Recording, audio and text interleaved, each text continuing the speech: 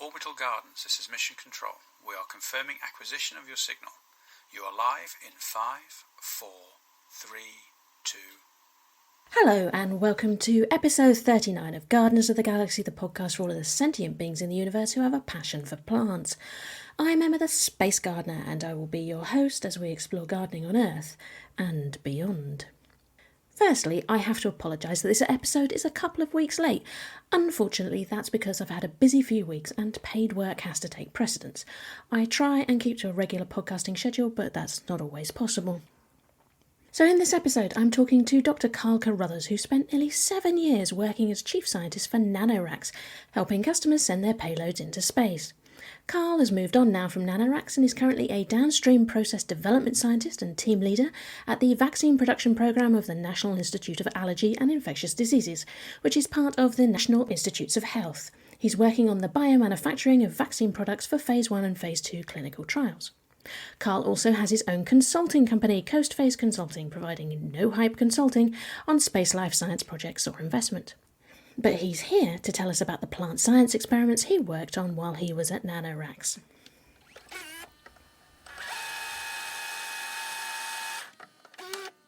How are you doing?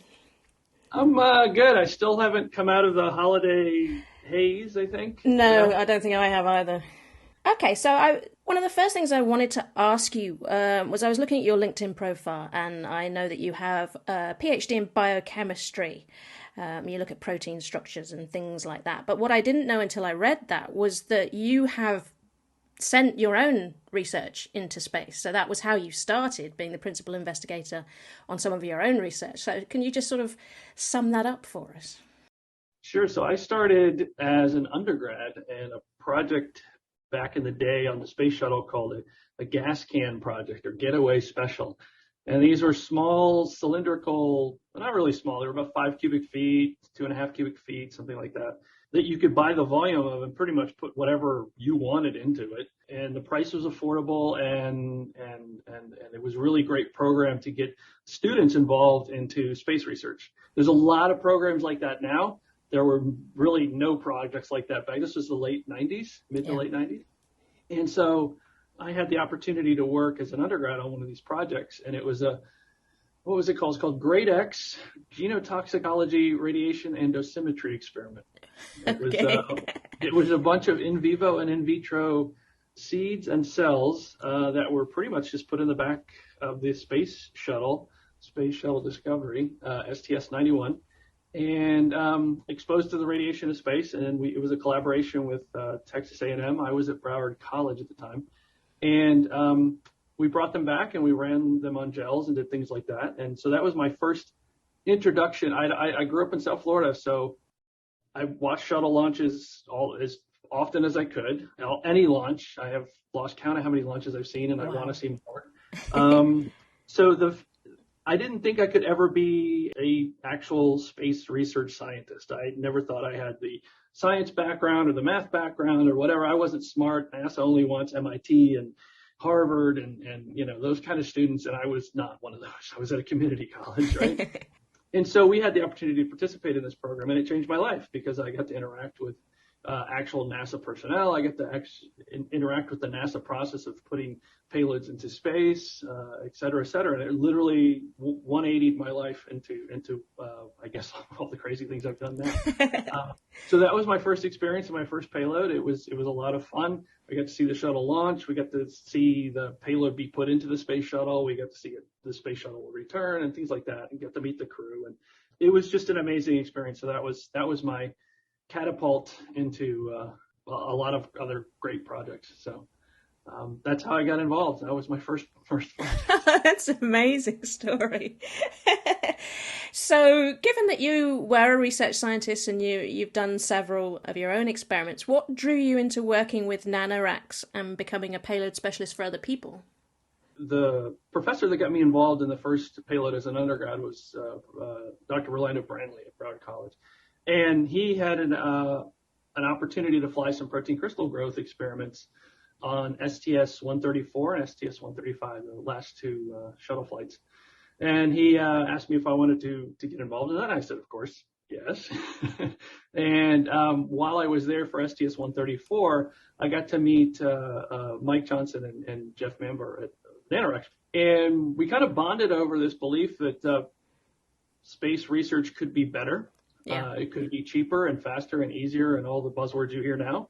That I think Nanoracks has, obviously, if you know the history of Nanoracks, has definitely shown that it can be. Yeah. And so I met them, we bonded over that, and they were the payload developer for that project. So I started consulting with them while I was still doing research at the Methodist Research Institute in Houston, Texas. And I started consulting with them on some space hardware that they were interested in. And it just kind of became, hey, we don't have any scientists at the company. It's all engineers. Maybe you could eventually come work for us. And that was 2010, late 2010, 2011.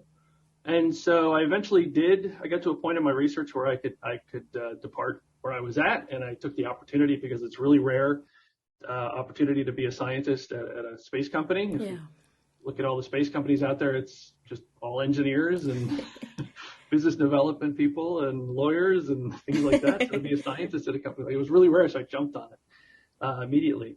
And I switched to the other side of the paperwork because now I was actually shepherding people, researchers and things like through this mountain of paperwork. I had the science background, I had the paperwork experience, if you want to say that. And it kind of was a little bit of a unique skill set that I could actually talk to other researchers and things like that. And I knew I could translate what they needed to the paperwork people and the engineers, and I could take what the engineers and paperwork people and talk to scientists. And so, yeah, that's how I got involved in Nanoracks, and I joined them in technically January of 2014, but full-time in April of 2014. My first mission that I worked was CRS SpaceX 3, and I worked, I think, about 20 flights. I was there for 6.5 years, and so I worked 20 flights with Nanoracks. It was great because when I started there was, by then, I think I was like employee number 13, 14, 15. That's all there was. And when I left in July 2020, there was 100, I think 100 people. And now Nanoracks grew into this wonderful, just bulldozer of a company, right? It just does so many great things. Yeah.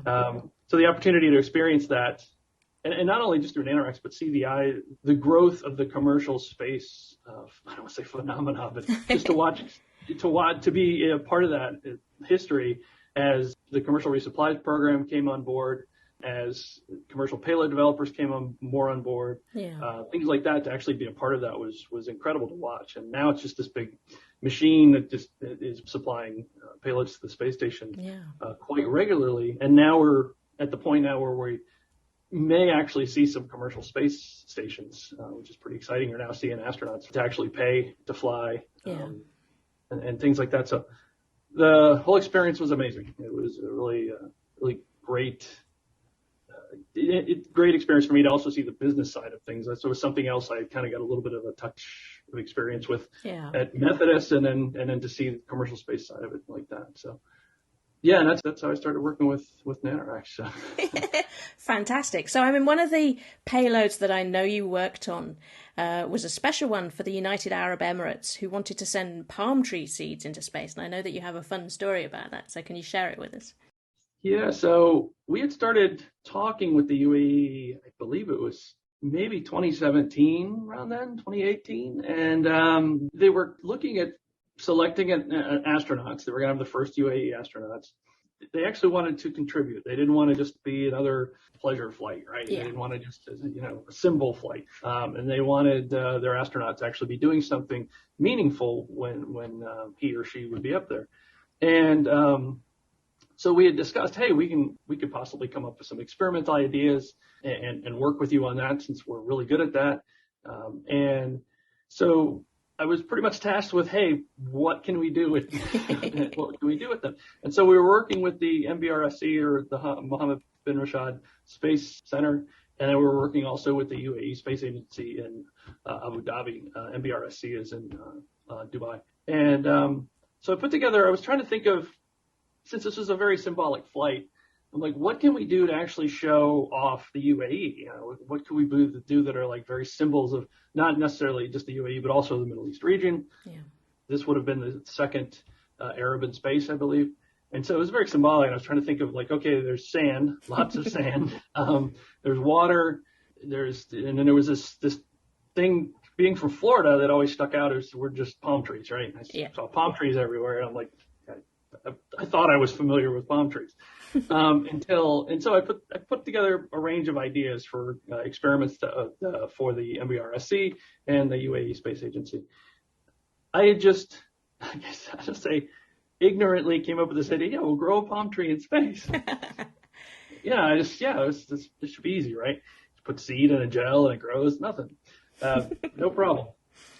Once they accepted, they said that's a great idea, and it just took off. It just took off into this great program because it is such a great symbol of that area.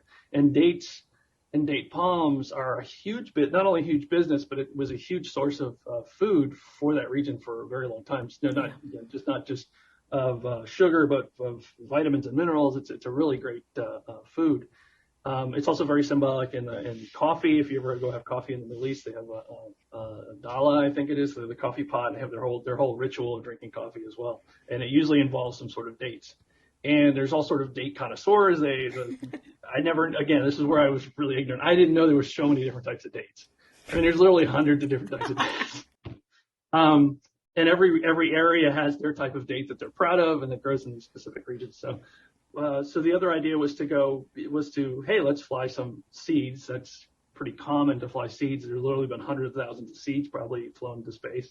We can fly some date seeds, and then you can distribute them to the regions, all the 7 kingdoms of the UAE. Each ruler could have their space palm tree, and then they could also take the seeds and do research on them as well. So the palm tree experiment also was also very meaningful. Like, this is a very hardy plant. It's hardy, but it's also very niche. Palm trees are very picky about where they grow, as any top tier niche, evolutionary niche organism is. So it's very choosy about water content and sunlight and things like that.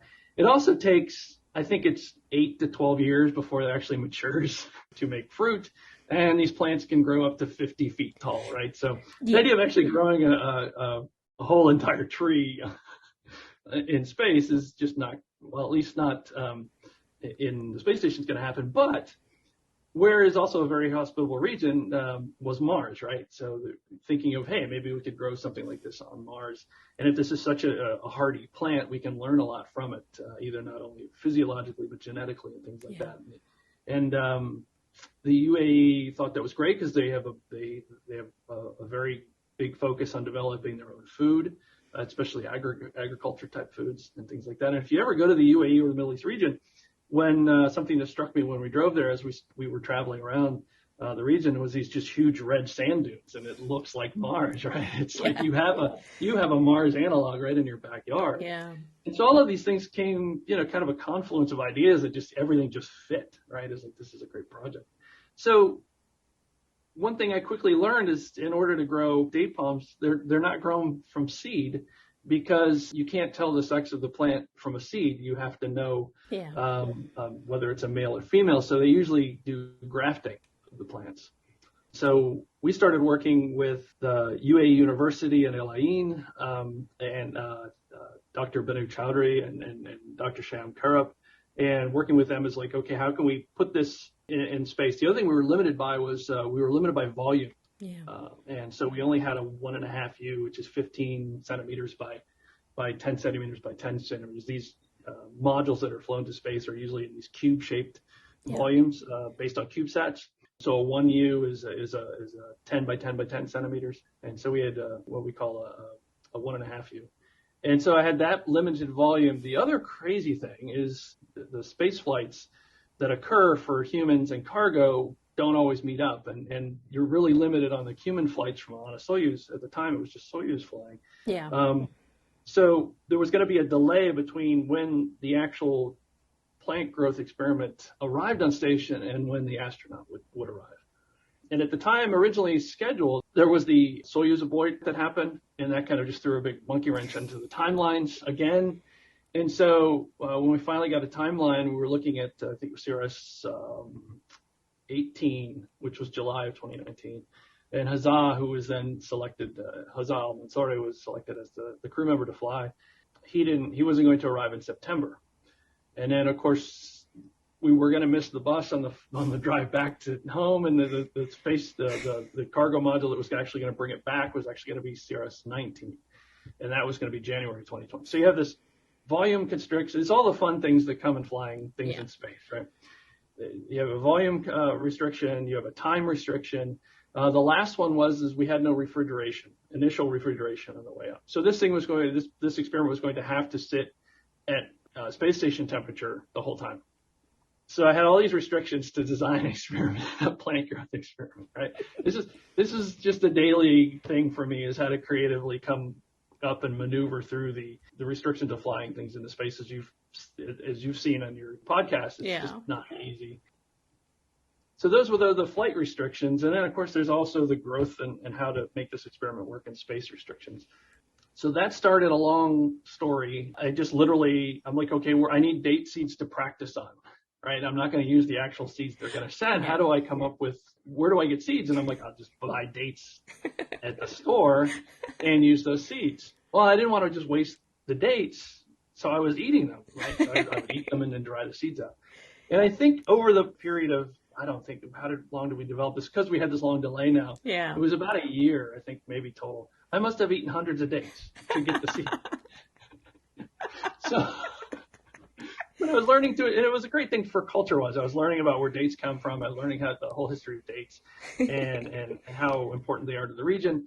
And I was getting to try different types of dates and things like that. So I was really embedded in the whole idea of the date tree project. So I found that what fit perfectly in the 1.5U volume that we had was a 75 centimeter squared flask, just a normal culture flask.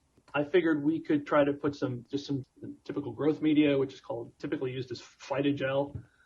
It's a very common gel media that's used in plant growth experiments. And what was suggested by the UA University was to use a very rich type of media as well. And so we were looking at that. We would put the media in the flask, put the seed in there, and let it grow. But what I found out quickly is you have to grow the date palms in stages from a seed. Okay. So it has this very, very thick, little football-shaped kind of seed that has a ridge on one side and a little dent or a hole on the other side. It's very thick. It's very hardy, and it's also very porous. And what this does is this outside part of the seed actually helps fungus growth, mold growth, bacteria growth, and helps break down that seed outside. And this is very common in plant growth. And it provides nutrients to the plant that's growing in the ground. The root comes out one side eventually, and the leaf comes out the other.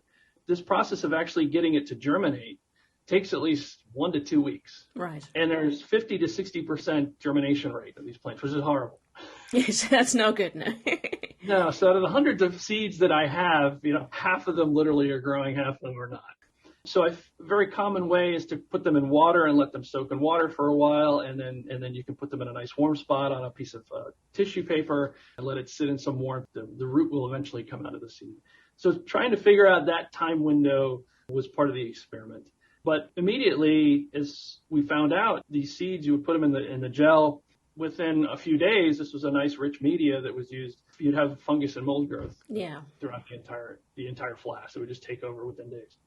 So I had to come up with a way to sterilize these seeds, sterilize the media, sterilize everything. So I went through multiple iterations of how to clean the seeds. I would do a bleach soak, hydrogen peroxide, et cetera, just multiple different ways. Would the seed even be able to grow after I soaked it in bleach for a long period of time or in hydrogen peroxide? And it found out again, due to how hard these seeds and these plants are, that you can soak them for a while. The other added step that I eventually found out would help a lot was I actually had a toothbrush. So you literally scrub the seed with this hydrogen peroxide solution. And at the time I was at Nanoracks, I really didn't have a lab. I just kind of had a corner. I kind of had this little corner that was sectioned off for the crazy scientists that worked there. I literally had a lab bench in my office initially, and then I guess everybody kind of got weirded out that I was doing these experiments in my office, so they actually gave me a little place in them finally. So I'm trying to do sterile things in a not so sterile. I had a laminar flow hood, but not actually biosafety cabinet. I'm trying to figure out how to actually get these seeds clean enough, how to have the media clean enough, how to get it to the point where you could put the seed in the gel and not have it just explode with fungus and mold and bacteria. So that took a lot of time to figure out. Eventually, everything had to be sterile. We found out a process of scrubbing and cleaning the cells with hydrogen peroxide solution, using sterile gauze as a growth media, having the seeds finally germinate. And once they finally germinate, they have maybe just a little bit of 1 or 2 centimeters of root that come out the bottom. Once I got that part of it set up, okay, the seeds are kind of germinating. About how long does it take for the seed to actually grow? Because we now have this huge growth window. Yeah. So it arrived on CRS-18 in July of 2019. Huzzah was not going to arrive until September 2019. How much would this thing grow? So we had a ground unit, the ground version of this as well. And we learned it grew pretty slowly, especially at station temperatures can be, depending on crew, because they have a little bit of say in what the temperature is on the space station, anywhere between 18 C to 25 C. And so we looked at it grew pretty well. It grew for a certain amount of time that we had. It grew relatively well. We didn't want this thing to be fully developed, and we wanted to have, when Huzzah got up there, actually to show some growth at least. Yeah. Found a good time window about how long this would grow, and it looked like about a month or 6 weeks between arrival of the experiment. His arrival was adequate. And then the thing we had, when it did finally arrive, we finally worked out all of these components, and eating a lot of seed, a lot of bait. So yeah, that's right. Well, when it did arrive, we had crew taking photos of it about once a week, and so we got to see the growth. They would take the pictures in and send them to us, so we could see how that was going. We're really, really worried about the fungus and mold growth in this. Did we get all of it? Despite every time I would run the ground experiments, that seemed to be every once in a while we just miss some, and it would grow a bunch of fungus. Just to finalize, before it would actually hand over for launch, we were at the Cape doing this in the hood. We actually had a sterile hood.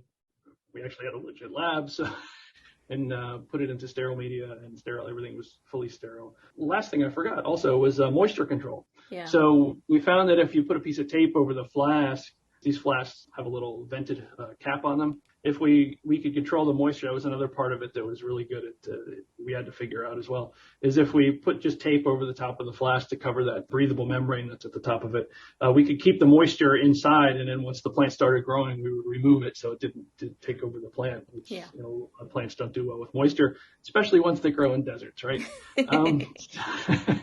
So all of this just minutia of little things that you take advantage of growing things on the ground just became incredibly magnified when you have to grow that in all these restrictions. And this is the same for any experiment that goes to space, particularly life science experiments. The process can be just really brutal on it because there's so many variables and so many things that can just destroy your experiment. So we finally got everything optimized to where we knew something was going to grow, possibly have little to no mold growth. As I arrived in the space station, one thing that we had noticed actually before he had actually arrived is that at some point in arrival between us handing it over and it arriving at the space station, the media had kind of become dislodged in the flask. Yeah, so a lot of the experiments that use this kind of media, there's a very small volume of the media. And this is, I think, the first time probably ever this large amount of media was flown in a culture flask. Yeah. It had dislodged and became almost, instead of a solid media, it became more like a gel, and it was floating all over the inside of the flask. So it wasn't a very pretty, it didn't look, here we were looking for this beautiful symbol of this growth of a palm tree with the UAE astronaut. These pictures were going to be great, of seeing the crew on the station with this beautiful symbol, and it just looked a mess. Yeah. It had dislodged and it was just all over the place, which is part of the experiment. It's part of the, we didn't know that was going to happen. Yeah. We really didn't, we figured this media was pretty stout and that it wouldn't happen. So, but the plant did grow. We did have, compared to the ground unit that we also had, the ground samples, it did grow, and it was starting to grow leaves as well, which was really significant to actually see a little bit of green on the leaves. Yeah. And we did see towards the end some fungus and some mold growth, unfortunately. Despite how sterile we were and how clean we were, it's something still just, who knows how they got through our process. But again, it was a very good experiment to learning how to even do this. How would you grow some large scale plant like this in space? Because nobody had ever grown palm tree, anything like this in gravity or space ever, right? It's always been very small, very easy to grow plants. Yeah. I know the plant folks at the Cape right now are going, yeah, easy, right, Carl, sure, yeah. But relatively easy. And so despite that, the whole project was really a lot of fun. It was a great opportunity to not only travel to the UAE a lot, but to meet the great people at the UAE Space Agency, all the cool people at the MBRSC, the people at the UAE University, as well as actually getting to interact and getting to know the Huzzah and Sultan, the two selected to fly, was really great. He's a space nerd.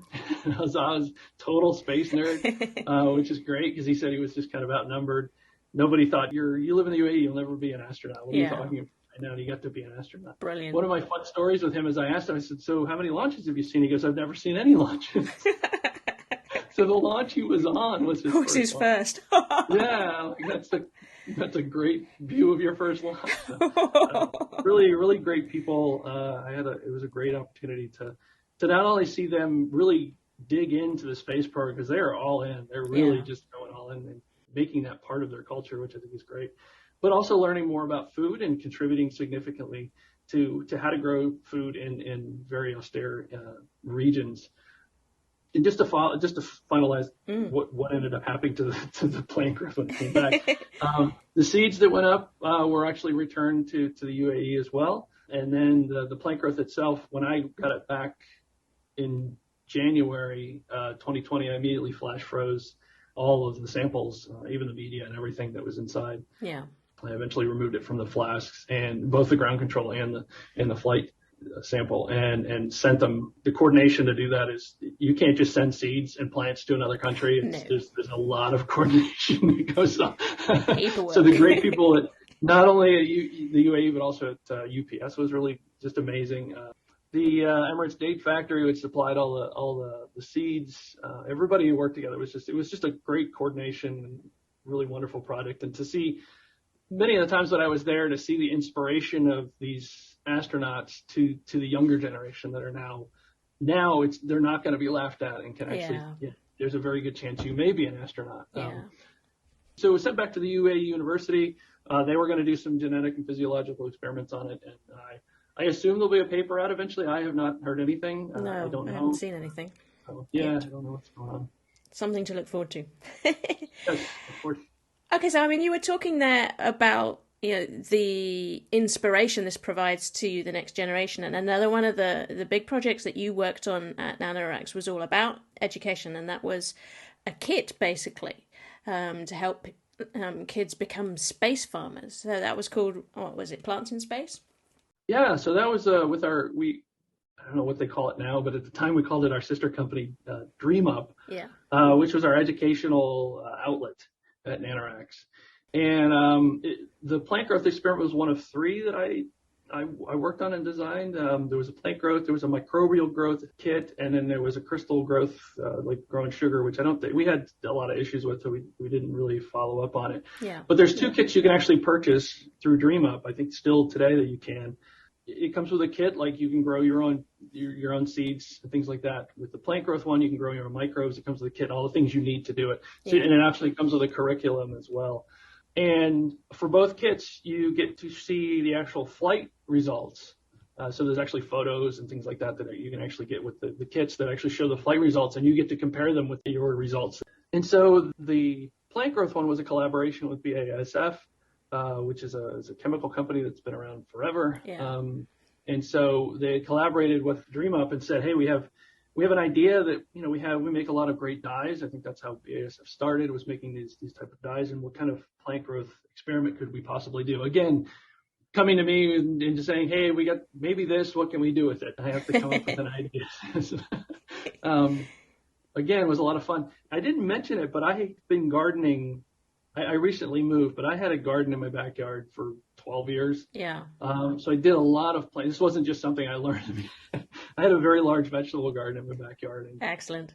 So the idea to do another plant growth experiment in microgravity was fun and allowed me to actually exercise a part of my hobby skills that I had learned. So they had these dyes that they wanted us to try out in space with plant growth. And I had come across some of the works of John Kiss. You probably know who he is. He's been on the show. Oh, was he on the show? Yeah. I scrolled through. I didn't see it. Okay. Cool guy. Yeah, if you're going to talk about plants, you got to have John Kiss on. And somebody who's really involved with students. Lisa Paul and Rob Frohl had come up with the idea of the auxin regulating gravitropism and their work on microgravity. And then there was John Kiss's work, and where he had kind of discovered something independent from the auxin system for gravitropism, where there's a light sensitive. I put together that maybe we can do something with one of the dyes in the growth media and maybe block the light and see if there's a difference in the way that it grows. And this was really pretty complex for a student growth experiment, right?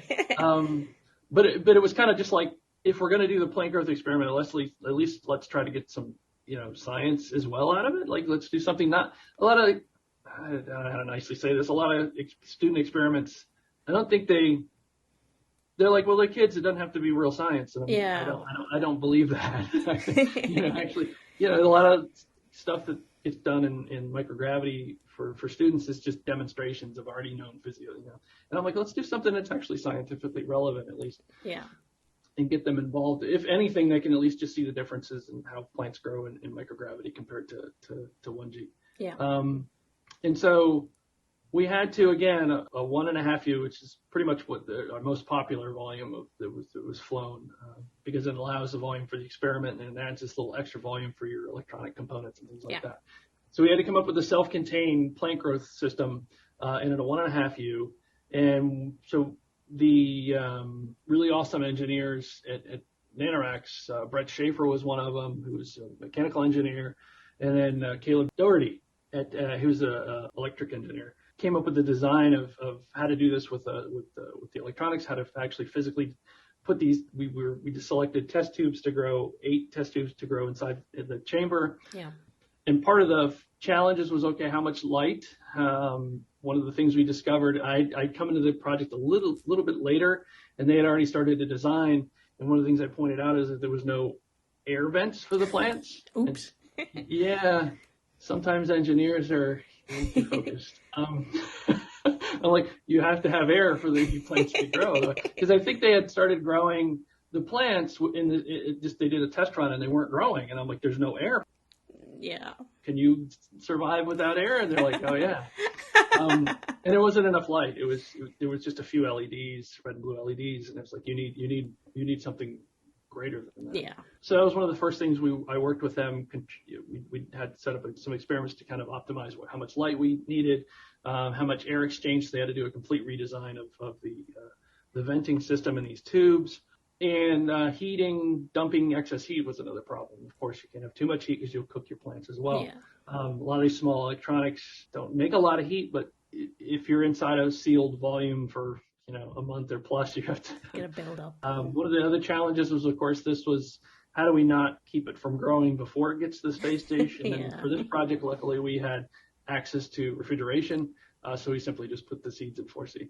The other thing was, one of the original things they were looking at to grow, I think, it was a type of lettuce. And lettuce can be finicky to get to germinate, especially certain types of lettuce. And I said, why don't we grow arugula? Like, arugula grows like a weed. It's hard not to grow.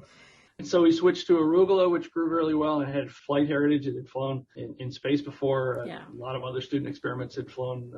I think British call it rocket. We do call it rocket, yeah. So it also had this rocket space term. It was like everything just kind of fit. So we switched to growing that, which would easily grow in 30 days that we had, the time window that we had to grow it in.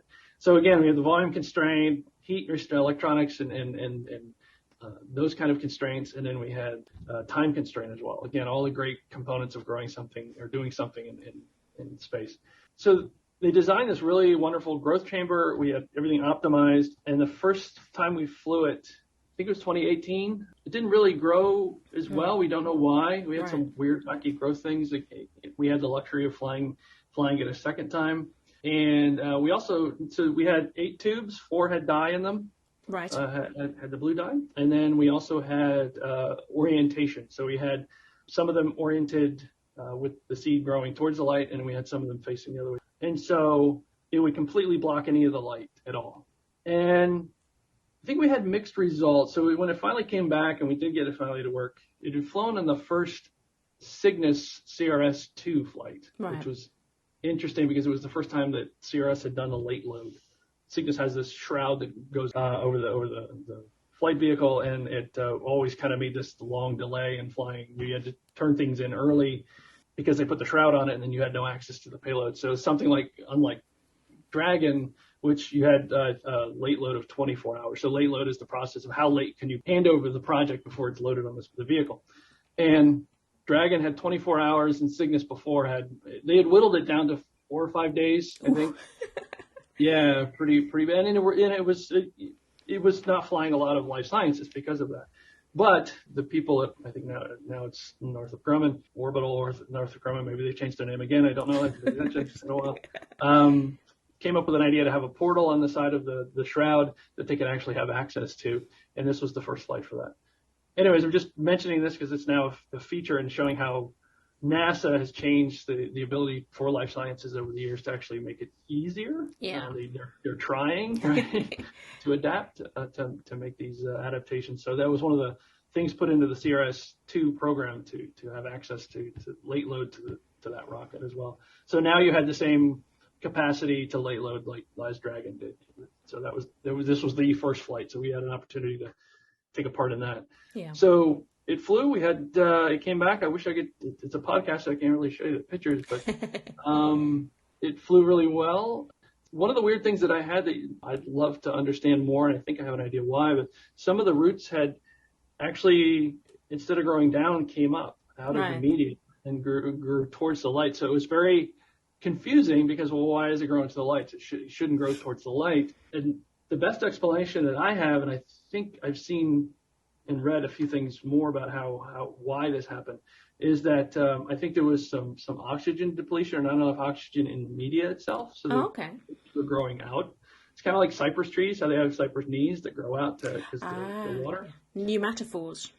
Yeah, exactly. So it was probably the best explanation I can come up. So we had a couple little anomaly growth that didn't happen on the first flight, but the second flight actually showed that next time we have to at least either have more oxygen in or air exchange. It still wasn't good enough in microgravity, whereas in 1G they didn't do this. Yeah.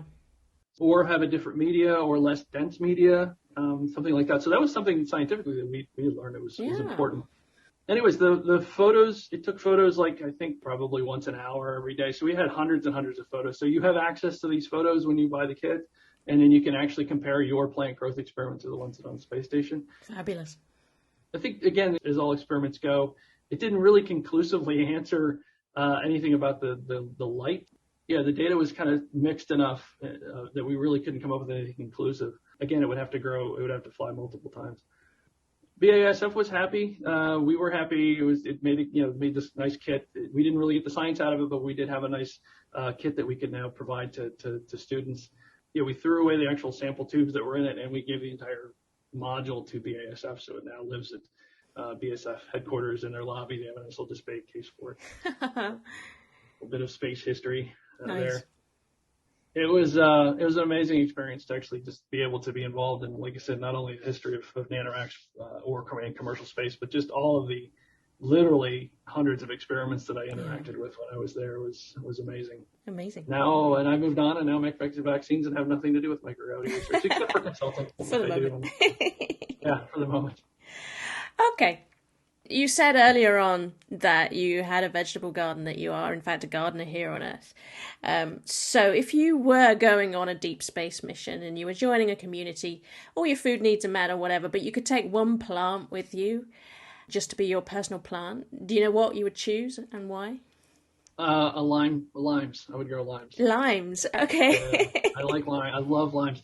Being from South Florida, I love Caribbean food, Cuban food, Jamaican food. And there's a lot of, the lime plays a big part in a lot of the foods and that flavor.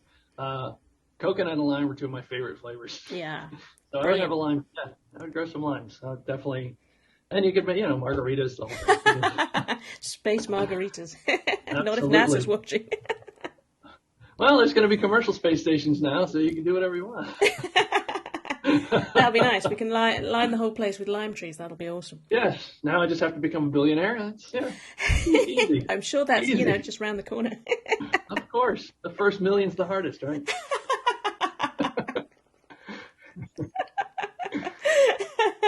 Oh, that's brilliant. No, I like the idea of taking limes into space. We've had other people that have chosen lemons, but you're the first person to choose a lime, and I'm just looking at my space greenhouse is nicely getting packed out with different species now, so I'm a happy bunny. Yeah, they've got the little Meyer lemons and lime trees. See, they're small, miniature. Yeah, I think. Yeah, listen up, NASA. Yeah. Now you've had hatch chilies, tomatoes. Yeah, what's next? Let's do some Well, they haven't limes. done they haven't done tomatoes yet, not properly, Oh, not to eat. they're We are on still it. eagerly awaiting the tomatoes. Yes, they're on it. I never mentioned it, but as a kid, I wanted to grow. This was before the Martian. I wanted to see if I could grow potatoes Well, I was making this microgravity machine with a bicycle wheel. Yeah. Okay. So I wanted to rotate the potatoes and I wanted potato plants on it, and it didn't work very well. But I was like 10 years old. So. So like science fair project, you were making your own. What is it? A clinostat they called or something? Yeah, it was a clinostat. Yeah, so it was with a bicycle wheel, and the electronics got a little too hard for a 10-year-old. Yeah. But I was determined that I was going to grow some potatoes because they were always growing plants like lettuce and things like that. Yeah. I figured something more substantial. Grow some potatoes. And I guess it was just my destiny because how many years later I grew plants in space. Amazing. Well, that is absolutely brilliant. Thank you for coming on the show and telling me all your space plant stories. That's fabulous. Thank you for the opportunity. This was a lot of fun. And I look forward to listening to more of your podcasts. They're great. Brilliant. Bye-bye.